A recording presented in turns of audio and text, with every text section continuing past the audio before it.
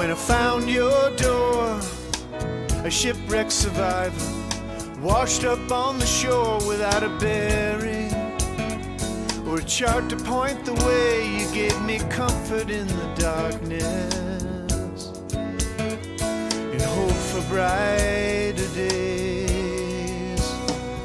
And I can't remember what was on my troubled mind or what I thought I was searching for, but I knew I was home, no longer alone, the first time I walked through your door, the first time I walked through your door.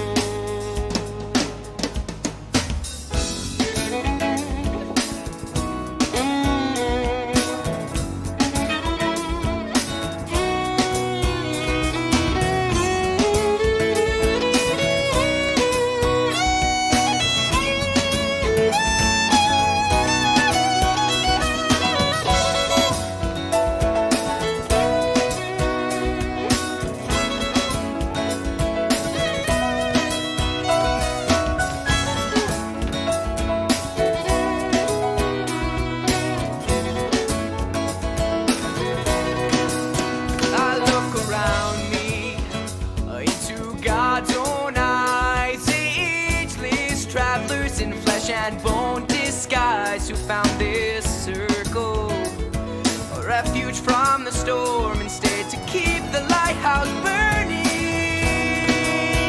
If it's alive, it keeps growing towards the light. When we put our hearts together, our souls take flight.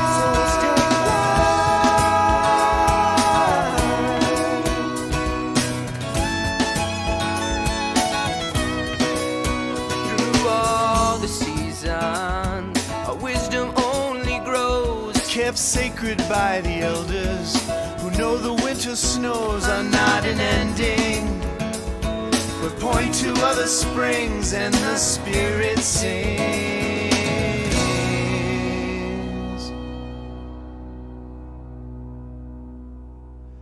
And I can't remember what was on my troubled mind or what I thought I was searching for.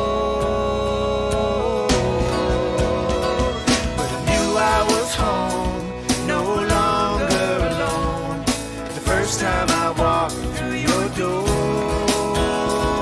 the first time I walked through your door, the first time I walked through your door, the first time I walked through your door, yeah, the first time I walked through your door, the first time I walked through your door, the first time I walked through your door, yeah, the first time I walked through your door, the first time I walked through your door, the first time I walked through your door, the first time I walked through your door, the first time I walked through your door.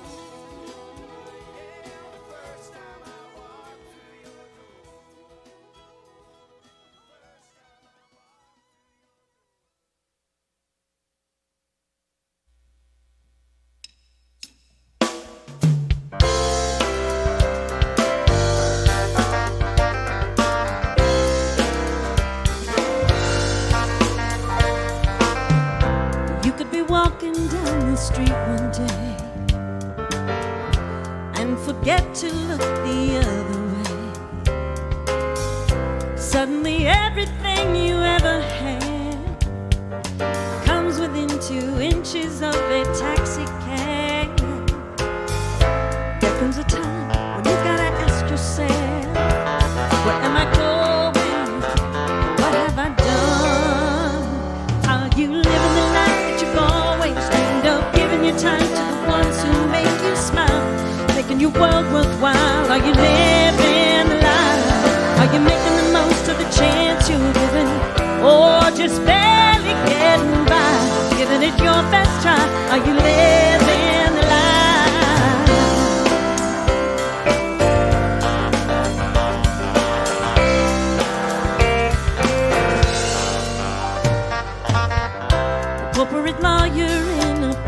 suit. He's got a corner office making all kinds of loot. He just decided he's had enough one day. He pulls off his tie and he walks away. Everybody's got their little voice, and the dreams we had as girls and boys. Are you living the life that you've always dreamed of? Giving your time to the ones who make you smile, making your world worthwhile. Are you living the life? Are you taking the orders you've been given, or breaking the rules with your own decisions? Why isn't it time we try? Are you living the life? And made all these rules anyway. Ooh, they played us for fools. Some of us break free. When you grow up, what will you be? Yeah, yeah.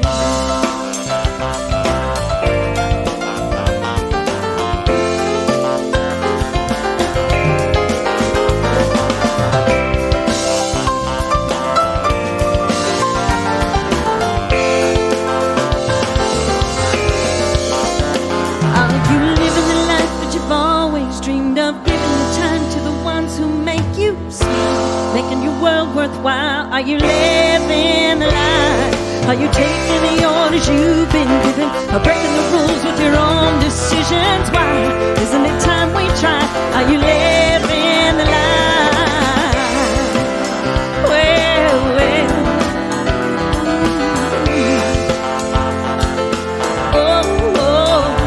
are we living the life?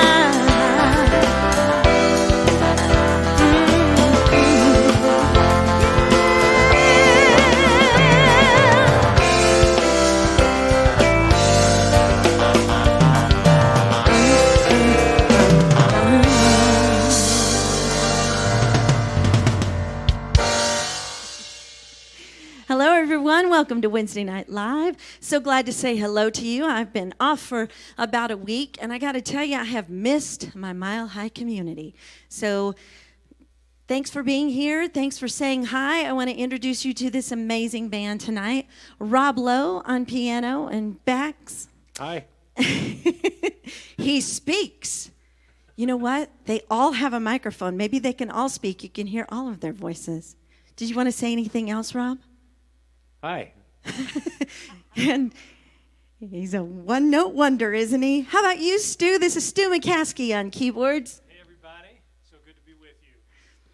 A few more words from Stu. That's great. It's good to have you here, Stu. That's Dr. Susan Mikulich on bass back there. Hi. Hey, that's my line. I'm sensing a theme. And that is the wonderful Josh Byers on drums. He said, appreciate it, love being here, pleasure being here. Is your microphone turned on that little switch down at the bottom? There we go. But it's so good to play with you guys. I've missed you guys, like I said, been gone for a week. And boy, it's amazing how much you're taking a break, but it's amazing how much your heart misses it when you walk back on this campus. And I know we're all going to feel like that soon. So here's another song for you, and you can sing along at home. You're going to love it. 1, 2, 3.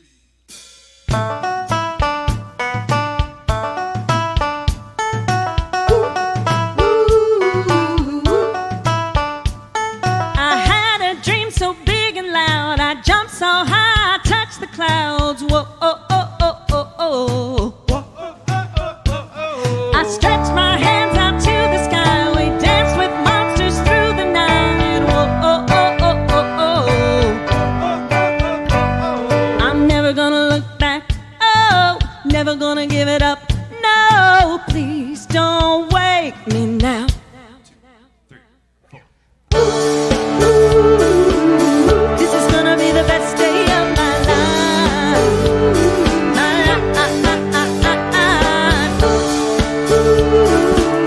This is gonna be the best day of my life.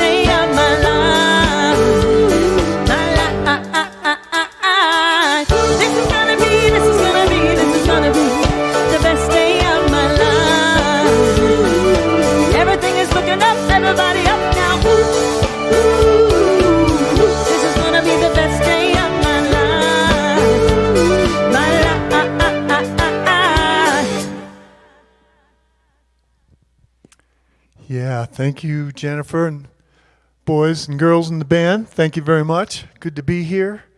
And thank you all for tuning in tonight. We're talking about the game of life. And good to have Reverend Jackie here giving our talk tonight. And want to, thank you all for being a part of Wednesday Night Live here.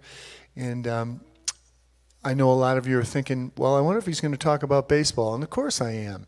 Why else would we talk about the game of life if we're going to go for baseball? So this hasn't been the best season for baseball here in Colorado, and which brings me to the topic of resilience. I think one of the great things that I get about baseball is resilience, of bouncing back, because baseball is a game of failure.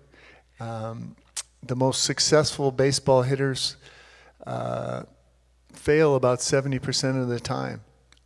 But they have to keep bouncing back, and they have to keep believing in the next at-bat and believing in the next opportunity. So I think kind of in this time of life that we're in, resilience is a big part of it, being able to bounce back. We're trying things during COVID, and we're experimenting, and we're in a time of the unknown. We don't know what's going to happen next. And so I think our ability to be resilient, I certainly, a big part of that of working with parents, with the kids, and kids being resilient and being able to bounce back and believe in themselves even when things don't go well. So I think that's our word for tonight. So I wanted to just talk a little bit with my buddies here about resilience and what that means to you during COVID time. So I'll start with you, Jackie. Wow. Well, and I think we see that the Nuggets are also resilient. So if we're going to do this sports analogy, resilience for me is realizing that I've got to be willing to change because life is changing all the time. And so to be resilient means that I can't allow things to create something in me, or even create myself into something that seems like it's going the right way, when it really isn't. So for me, resilience is being my authentic self and being willing to be kind of springy almost, being able to spring from one place to another and not get myself all wound up about it. Great. Michelle, how about for you? Well, it's interesting because I think I agree with Reverend Jackie as far as not getting caught up in stuff, and yet I think it's also important during the times when I do find myself caught up in just the muck and the emotion and just situations, circumstances in life. To me, resilience is remembering that I have a toolbox of tools that I can use, that I can pull out at any time, and lean into my faith, lean into trusting that everything that I'm going through, there's a higher purpose for all of it, and being willing to surrender. I think for me, sometimes I get stuck and caught trying to figure it out. And for me, part of resilience is surrendering and trusting and knowing that I am guided through this journey every step of the way. And if I just let go of the needing to know how or what or when, then the next perfect right step will unfold. And then the next unstep will unfold. And so for me, resilience is about a willingness to keep going forward. You know, that's great. I was thinking about that. We got to get back to baseball, but the thing of letting go of what just happened and of focusing on what's happening now. And I think in this situation that we're in of being in the unknown, a lot of people want to go back to the way it was. Boy, it's going to be so good when we get back to the way it was. And I don't think we're going to get back to the way it was. I think we're going to get someplace else. And I think letting go of the way it was and opening to the possibility of what we're moving towards now is one of the great things. It's one of the great opportunities that we have. In baseball, the relief pitcher that gets knocked off the mound one night, the next night he's back, and he's got to focus on that night and let go of that other stuff that's behind. And I think in the situation that we're in now, we have an opportunity to create something in front of us that we've never had before. And I think being able to focus, and that's one of the things I love about this teaching, is that one of the things that Thomas Troward said is principle is not bound by precedent. So what happened before is not what's controlling what's happening now. We have the opportunity to create. So yeah, in terms of the idea of focusing forward, what's your take on that? Wow. Well, I think for me, focusing forward, I think that's the only way you can focus. I mean, we can't spend our time in the past, because what it eventually does is it digs a big hole for us to fall into. So I think we have to be excited about the possibilities of the future. And so that's what I feel, that it always has to move forward. Because if we're not moving somehow, then we're probably not alive, because we're going to be moving in one direction or another. So.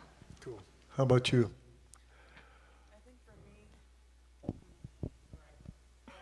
I think for me, it's letting go of the illusion that everything the way it was actually working right.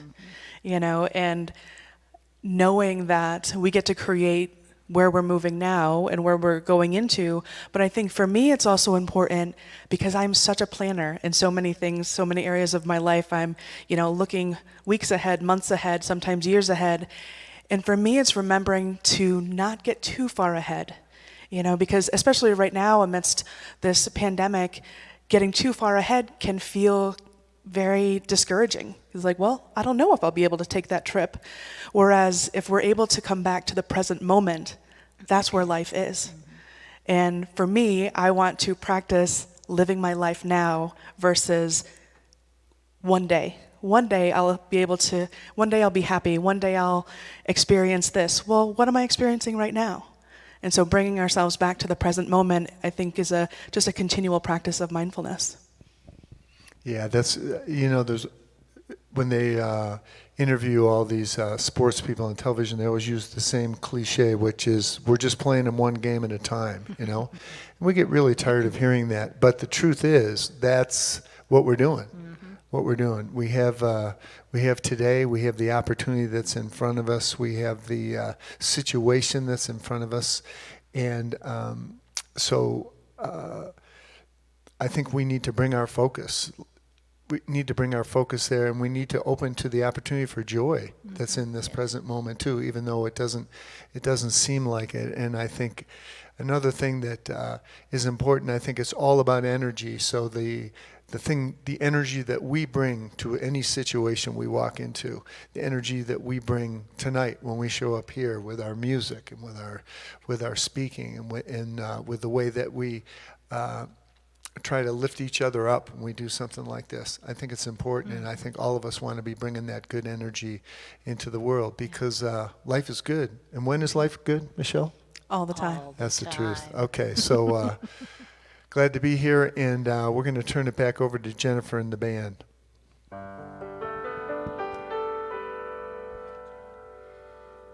Wake up to the sunlight with your windows open. Don't hold in anger or leave things unspoken. Wear your red dress, use your good dishes. Make a big mess and make lots of wishes. Have what you want, but want what you have. And don't spend your life looking back. Turn up the music. Turn it up loud. Take a few chances. Let it all out. 'Cause you won't regret it. Looking back on where you have been. 'Cause it's not who you knew, and it's not what you did. It's how you live. So go to the ball games and go to the ballet. Go see your folks more than just on the holidays. Kiss all your children, dance with your wife, tell your husband you love him every night. Don't run from the truth, 'cause you can't get away. Oh no, just face it and you'll be okay. Turn up the music, turn it up loud. Take a few chances, let it all out, 'cause you won't regret it. Looking back on where you have been, 'cause it's not who you knew, and it's not what you did, it's how you live. Oh, wherever you are and wherever you've been, now is the time to begin.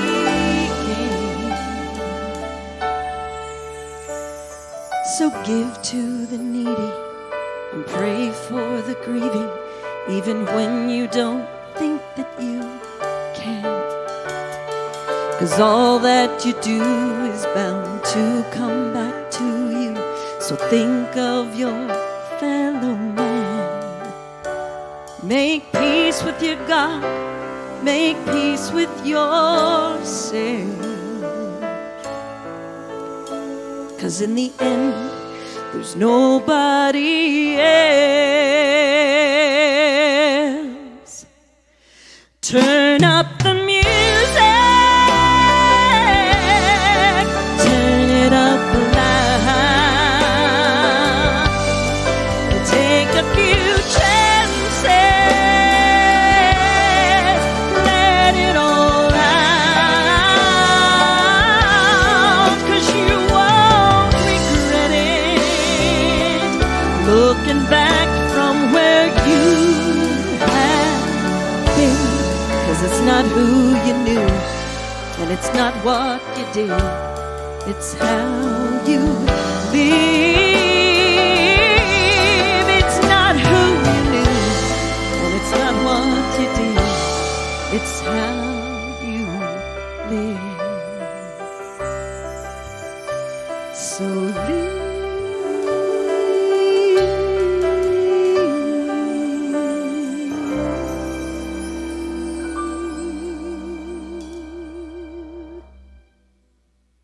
Thank you, Jennifer. It was beautiful. And I'm thinking I don't really have to do my talk now. Between the song and what we had in our living room conversation, many of those points will come out in this evening's talk, and I appreciate that. It's so good to be here with Reverend Michelle and Dr. Barry and all of the production and musicians. Thank you. Thank you very much. It's always a blessing to be able to speak here on a Wednesday night, and my topic I chose was the game of life, how are you playing it? And just to give you just a few seconds of background, one of the first times I spoke at Wednesday Night Live, I had someone come up to me and said, so when are you going to talk about golf? So just like Reverend Barry is, kind of fixated on baseball, I can sometimes be a little fixated on golf. So part of this, you're going to notice, does have a little bit of a golf theme, but I'm going to spare those of you who don't play golf with any real detail about golf. So what I first want to do is have you think about what kind of game you feel like you're playing right now. Are you like a jigsaw puzzle with one piece missing, and so that beautiful picture that ought to be there is not there? Do you feel like a football player who's being knocked around, tackled, exhausted at the end of a game? Or do you feel like a baseball player who's standing out in right field waiting for something to happen? And that is specifically for Dr. Barry. Or are you a golfer A golfer who has to stay down the middle, has to make sure they have the fewest shots that they can have in order to get the ball into the cup in the fewest strokes so that they can win the game. What do you feel like? Is your game of life fun or tedious right now? And when we think of the times we're in 2020, and there's so many memes out there about what 2020 will always be remembered as, we've got COVID-19. We've got unprecedented fires in our western states. We've got horrendous hurricanes in the south and the east, to the point that this is only the second time in recorded history since they've been naming hurricanes that they've had to go to the Greek alphabet. So now you're seeing alpha, beta, gamma for the names of hurricanes. And in addition to that, we have economic upheaval, we have social and civil unrest, and then we have a presidential election. Are you feeling like the game of life is fun or tedious for you right now? The pundits, when I was doing this research for this talk, the pundits say that the reason that life got called a game is because it has winners and losers. And if you think of every game except the jigsaw puzzle, every game or sport, let's say, that's played, you're always talking about winners and losers. And that's because all of us set certain values, our own personal values on all of these things, and because all of our values are different, the game of life looks different for us. And tonight I'm going to take us down a little different road, but I want to share with you before I move down that road that Einstein said, you have to learn the rules of the game, and then you have to play better than anyone else. And that's certainly a winner-loser kind of approach. But what we're going to look at tonight is not so much the game the way we see it as winners and losers. This talk is based on a book that Deepak Chopra wrote many years ago called Golf for Enlightenment, 7 Lessons for the Game of Life. And we're going to talk about 4 of those lessons tonight. If you like what you hear, then you can pick up that book and read it. It's available in Kindle and many other, also in paperback and hardback. What I want to tell you is that when Deepak began this, he had just started playing golf. That might surprise you, but he just started playing golf, and he was kind of surprised at what he learned about golf, that it was so much more than the mechanics of golf. So he says, in the ancient scriptures of India, the highest wisdom is to see the universe from God's perspective, not as a machine, a work of art, a testing ground for karma, or a vast theater. The sages decided ultimately life is Leela, L-E-E-L-A, a game. Leela is a divine game, though, and not a competition, but play for the sheer joy of it. It has the total innocence that comes naturally to young children. And isn't that how we would like the game of life to look? And so I'm going to give you a little homework assignment. I want you, before you go to bed tonight, to close your eyes and try to think back to a moment in your life when you were young and you can remember that joy, that absolute pure joy you had as a child. Mine comes to me immediately. I was in kindergarten, and I can always remember this. We had a maypole, and we all dressed up in our cute little outfits, and we danced around the maypole. That kindergarten experience that I had was a joy-filled time. And I think each one of us has those moments, and if we could take ourselves back to those moments, then life could be filled with joy. So in this book that Deepak has written, I would just want to tell you that the way it's divided, he tells a story at each chapter is a lesson. And so there's a fable at the beginning of it, and that fable features Leela. She's a young woman. And that young woman, you might think of as a golf coach. And this young man by the name of Adam, isn't that convenient, that Adam is having a crummy golf outing, and Leela shows up and says, oh, well, I can help you with your game. So he starts taking lessons from her, but they're not like any lesson he expected, because she's not teaching him the mechanics of the game. She's teaching him the psychology of the game. So she's almost like a sports psychologist. But it's such an interesting way to tell the story of playing the game of life. And we need to be reminded, as Deepak reminds us, that the universe is always conspiring to have us have something more awesome than we can even imagine, even more than our dreams can be, if we will open to what's available to us. So we're going to talk tonight about these first 4 lessons, and the first one is perception. And the concept of perception is how all this information, all this data comes into us and how we respond to it. And in that whole concept, an important thing for us to remember is that the mind loves opposites. And so when we're calm and unattached to things, we act in a mindful way. When we're resistant and we're attached to the outcomes, we're unmindful. We are always in one of those 2 states. Think about which one you spend more time in. But the truth of it is that we know that spirit, when we lean on spirit, spirit is there to reconcile what's happening in the mind. We just have to open up to that. So perception is the first thing that we have to be thinking about when we're talking about the game of life.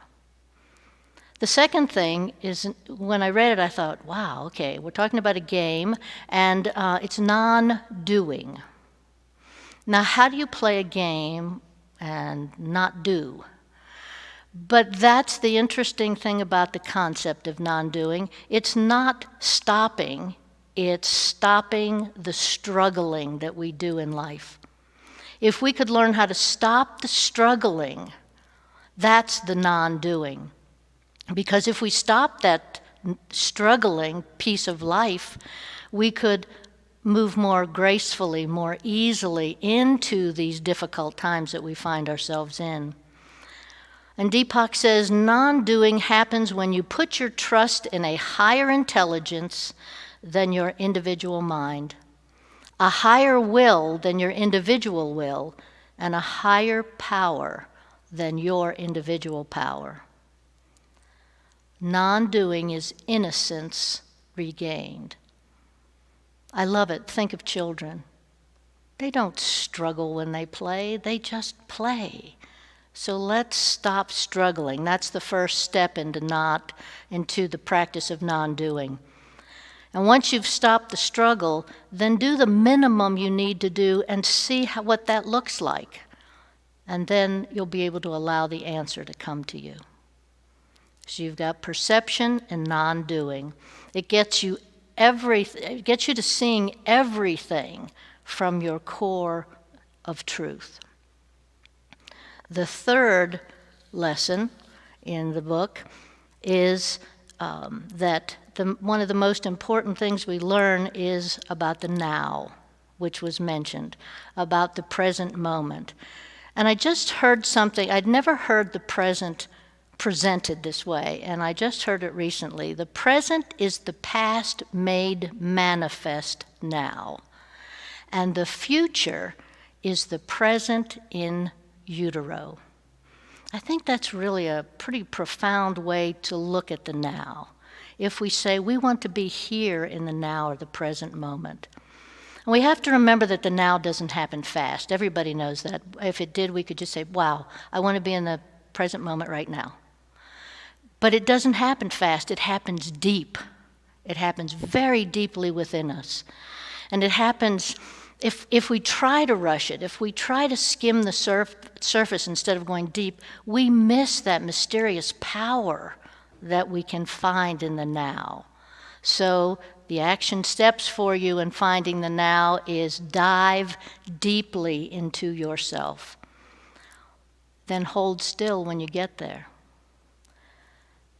And then you'll know what you need to do. And do it. In the Bible, it has a passage, knock and the door shall be opened to you. And Deepak says that Jesus was really indicating in that how effortless it is to enter the now once you know that the door is always open. You just have to walk through it and let all that other stuff get out of your way. So perception, non-doing, and entering the present moment or the now. The fourth is listening to your intuition, or what Deepak calls the subtle body. The subtle body is really something that we call our spirit or our soul. It's that part of mystical religions, and it is very much a part of shamanism. And it's sort of on the outer fringes of our physical reality. We're going to, it's as Deepak says, its specialty is insight, its energy is inspiration. And so we're going to take a little moment here to take a walk. So I want you to close your eyes, and I want you to visualize walking through every room in your house.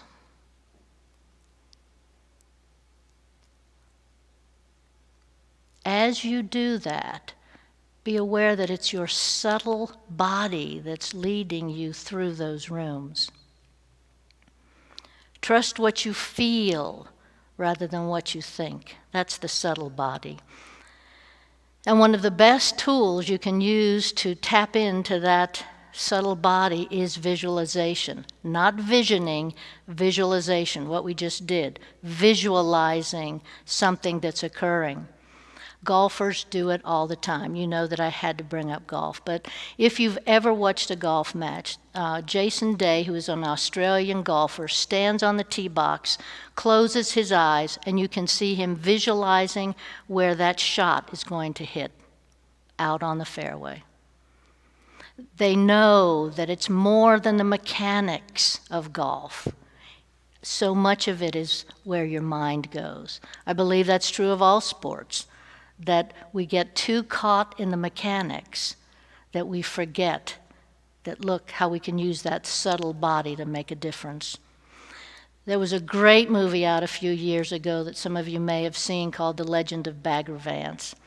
It's based on a book that was written by Stephen Pressfield, who also wrote The War of Art, which Dr. Roger has used in some of his workshops. It's a great metaphysical golf movie. But it's all about visualizing. Bagger Vance is actually the Leela that we have in right now in this story of Deepak's.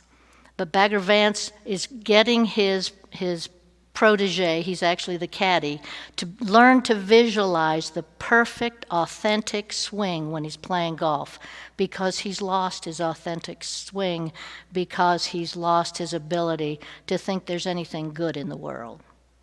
So I encourage you to think about that whole notion of visualization. Day by day, give your intuition a little chance to do its work by hunches, listening to your hunches, listening to your instincts, and getting rid of the fear and apprehensions that we all tend to have. Deepak says that this will only work, all four of these plus his other three will only work if you and the game are one. Otherwise, the game will toss you up and down like a leaf. And that's what we see happening when we try to play the game of life as winners and losers. And our founder, Ernest Holmes, says, "Are we producing the effects we should like to experience? The creative process will go on willy-nilly. We cannot beat nature at its own game, for we are some part of the game she is playing. shall the results in our lives be a comedy or a tragedy? We are given the will to decide the issue. So remember Leela as you practice these lessons of life. And just this morning I was listening to Jack Kornfield, and he says, remember the untrained mind can be harmful in golf and in life. And I added the golf. Thank you. I've enjoyed being with you.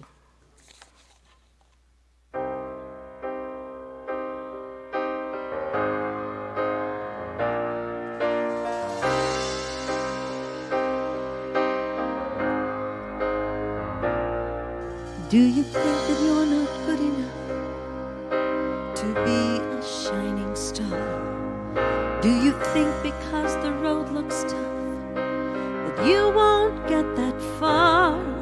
Do you believe that only some are great and others left to chance? Or maybe that it's just too late, a futile circumstance? You were placed upon this earth with a mission to complete. Now the time has come, stand up strong and claim your destiny. You must move in the direction of your dream and act as if they've already come true,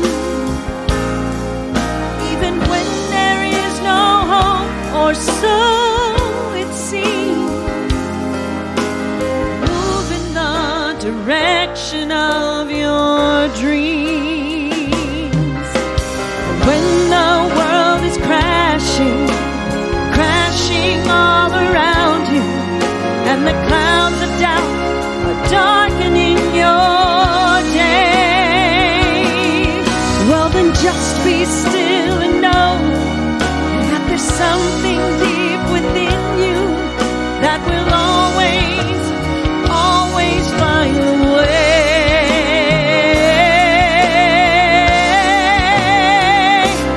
You must move in the direction of your dreams and act as if they've already come true, even when there is no hope, or so it seems.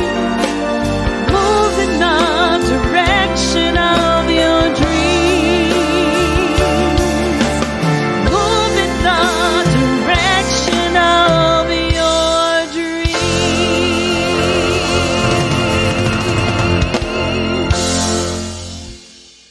Thank you, Jennifer and the band. What a wonderful evening it's been of music. Thank you.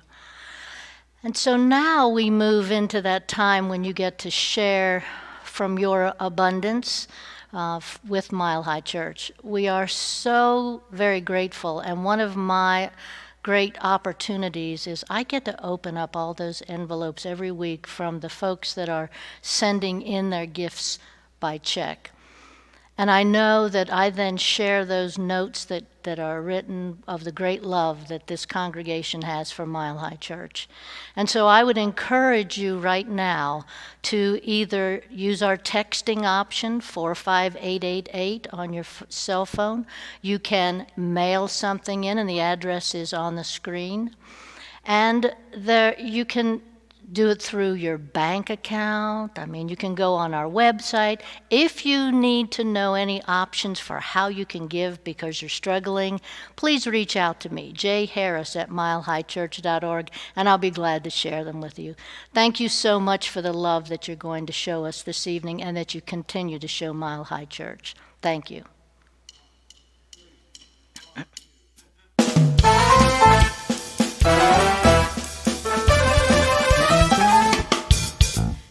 I'm gonna live till I die.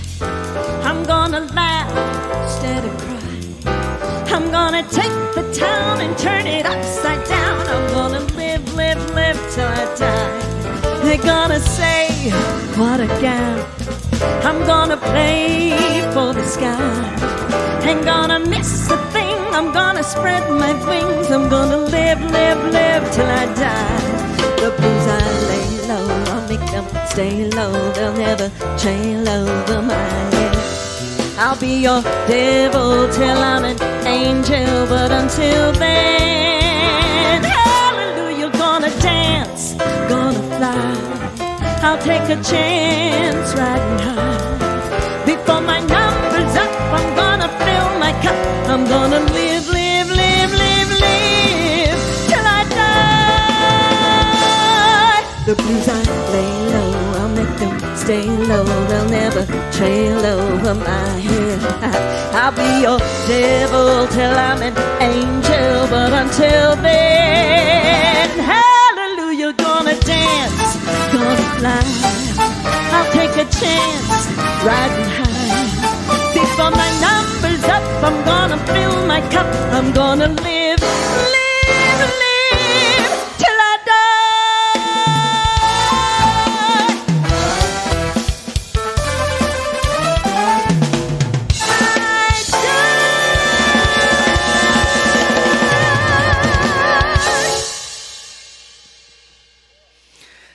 Beautiful, beautiful.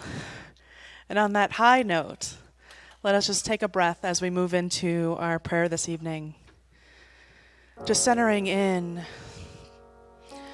And throughout this prayer tonight, if you feel called, I invite you to speak your name or the name of a loved one who may express interest in experiencing more of what it is that this prayer continues to unfold in.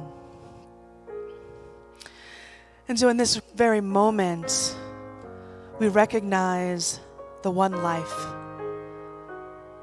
the one heartbeat, that very breath that breathes us in every moment, that life force as known as God, love, peace, wholeness. I know that this expression moves in, through, and around all of creation, for it is at the heart of all that is. There is no situation or circumstance where God is not, for God is right here, right now, right where we are. And I know this divine presence, this divine life expresses itself through me, through all of the ways that I interact with the world, with the people around me. God is expressing as me, uniquely, individually. And as I know this truth for myself, I also know this is true for each and every person who's listening to this prayer right now. God is the very breath of our life. And right here and right now, I know that there is a healing balm that is moving through our entire planet. There is a greater expression of love that is waiting to be experienced. And we open to that love. We open to the possibility, to the pure potentiality that is the truth of our life right here, right now. And in this very moment, we open to greater insights. We allow that divine voice within us to speak a little louder. We turn up the volume.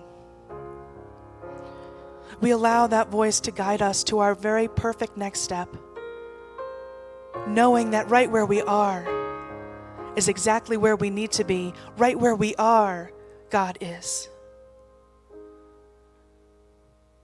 I'm so grateful for the wholeness that each and every one of us has the opportunity to expand into, knowing that perfect, divine spark of pure potentiality is within our midst. And as we say yes, as we open to it, we allow it into our lives in grander ways. We allow this game of life to be right where we are, and we experience the joy that is in the present moment. So I say yes. And with absolute gratitude for this opportunity to speak my word, for this opportunity to remember the truth of who we are, I just simply surrender. I allow these words to be fulfilled, for as they are spoken, they are already done. I let go and I let God do God's work. And I simply allow it to be. And so it is.